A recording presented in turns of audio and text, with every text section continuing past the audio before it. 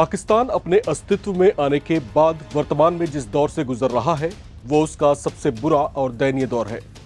पहलगाम आतंकी हमले पर भारत के ऑपरेशन सिंदूर को झेलने के बाद अचानक दुनिया की चर्चाओं में आए पाकिस्तान के मंत्रियों को दुनिया भर की मीडिया अपने अपने चैनलों पर इनवाइट कर उनकी ऐसी ऐसी क्लास लगा रही है कि इन्हें मुंह छुपाने की आड़ नहीं मिल पा रही।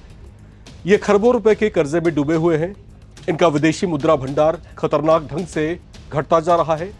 इसकी अर्थव्यवस्था बचने के लिए एड़ियां रगड़ रही है। भूखी रंगी आवाम आटे, दाल और चावल के लिए तरस रही है। ऊपर से ये उस कगार पर है जब इसके कई राज्यों में अलगाववाद का विद्रोह फूट पड़ा है।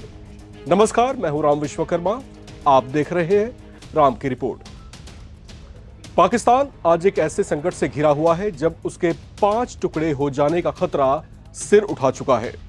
इसका मित्र चीन, इसका मौकापरस्त मित्र अमेरिका और वो अफगानिस्तान जिसकी ओर इसने सीपीईसी एक्सपेंशन के जरिए दोस्ती का हाथ बढ़ाने की कोशिशें की हैं, यही हाथों में आरी लेकर इसे खंड खंड कर सकते हैं।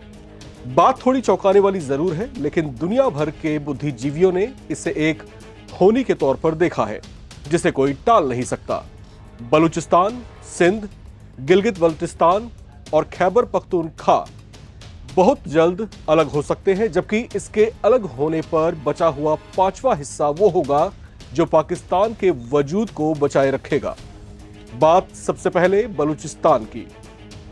क्षेत्रफल के हिसाब से यह पाकिस्तान का सबसे बड़ा लेकिन सबसे ज्यादा उपेक्षित प्रांत है।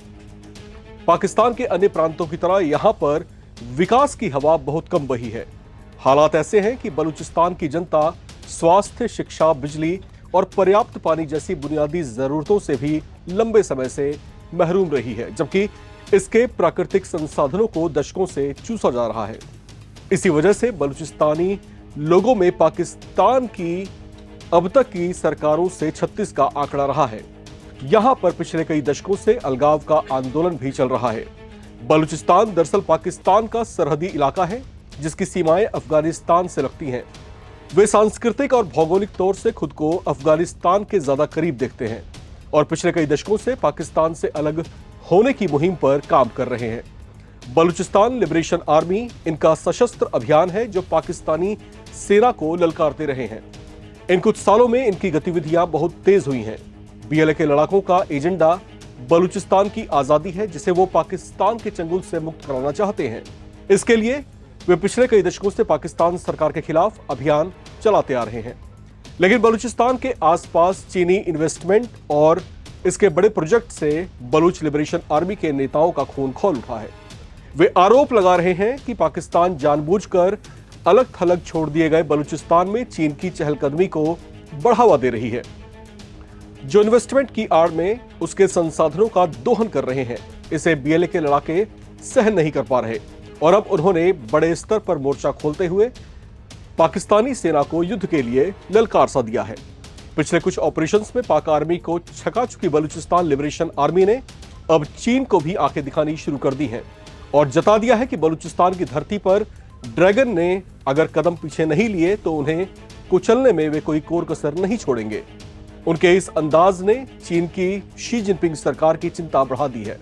उन्हें डर है कि चीन से नफरत करने वाले बलूची विद्रोही कहीं पाकिस्तान में उसके सीपीईसी प्रोजेक्ट को नुकसान न पहुंचा दे।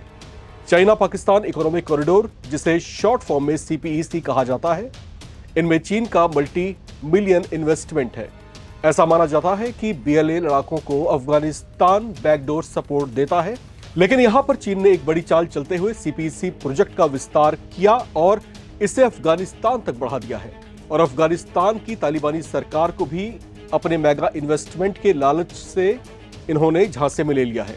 कुछ बुद्धिजीवियों का मानना है कि ऐसा करके चीन ने शातिर चाल चली है और चीन के सीपीईसी प्रोजेक्ट को उखाड़ फेंकने की नीयत रखने वाले बीएलए के लड़ाकों और तालिबानियों की दोस्ती में दरार पैदा करने की कोशिश की है। तो कुछ इस तरह की चाल यहां पर बलूचिस्तान को लेकर के देखने को सामने आई है। अब बात करते हैं सिंध की। पाकिस्तान में अलगाव की आग सिंध प्रांत में भी भड़की हुई है। यहां पर सिंधु देश के गठन का आंदोलन जोर पकड़े हुए है।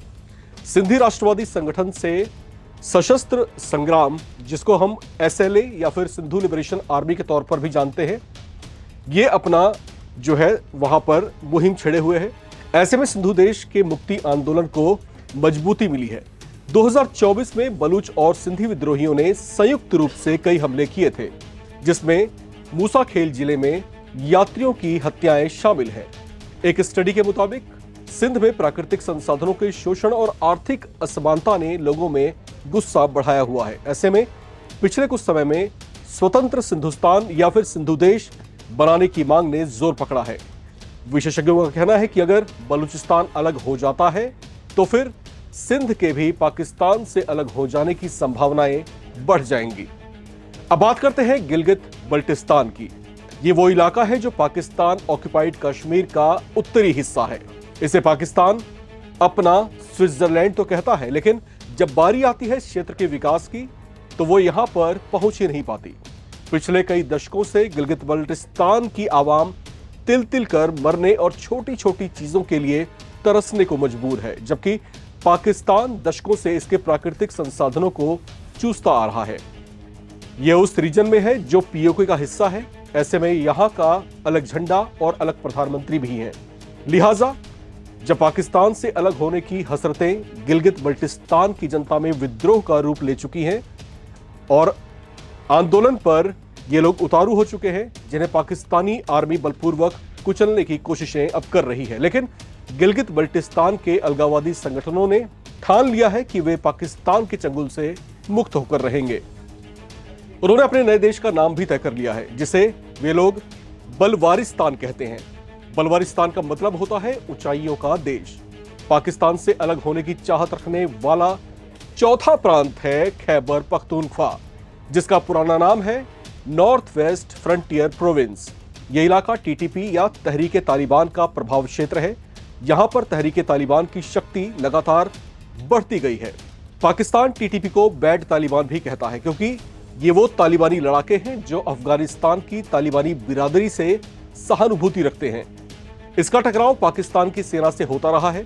2023 में डेरा इस्माइल खान में हुए आत्मघाती हमले में 23 पाकिस्तानी फौजी मारे गए थे। इसके कुर्रम क्षेत्र में सुन्नी और शिया का संघर्ष भी चरम पर रहा है, जो पाकिस्तान की पिछली कई सरकारों के लिए बड़ा सिरदर्द रही है। करीब 1.5 साल पहले ही इसी तरह के संघर्ष में लगभग 150 से ज्यादा लोग मारे गए थे। खैबर पख्तूनख्वा में सक्रिय तहरीके तालिबान संगठन का रुख मिला जुला सा देखा जाता रहा है। ये खुद के लिए खुलकर अलग राष्ट्र की मांग तो नहीं करते, लेकिन पाकिस्तानी सरकार से विद्रोह रखने वाले इस संगठन को अगर शह मिलती है तो ये अलग होने से भी गुरेज नहीं करेंगे। अब बात करते हैं पाकिस्तान के 5वें हिस्से की, जो बलूचिस्तान, सिंध, गिलगित बल्टिस्तान और खैबर पख्तूनख्वा के अलावा जब ये अलग हो जाएंगे तो उसका बाकी बचा हुआ हिस्सा होगा। ये वो हिस्सा होगा जो पाकिस्तान के होने वाले नए नक्शे में रह जाएगा। इसमें इस्लामाबाद, लाहौर, पाकिस्तान के हिस्से वाला पंजाब समेत कुछ और भी इलाके शामिल होंगे, जो अस्थिर पाकिस्तान का वजूद कायम रखेंगे। अब सवाल उठता है कि पाकिस्तान के खंड खंड होने का खतरा अगर पैदा होता है तो क्या उसका मित्र देश चीन या मौकापरस्त मित्र देश अमेरिका सब कुछ यूं ही देखते रहेंगे? आपको यहां पर समझना चाहिए कि पाकिस्तान, चीन और अमेरिका के लिए सिर्फ एक स्ट्रेटेजिक पॉइंट है।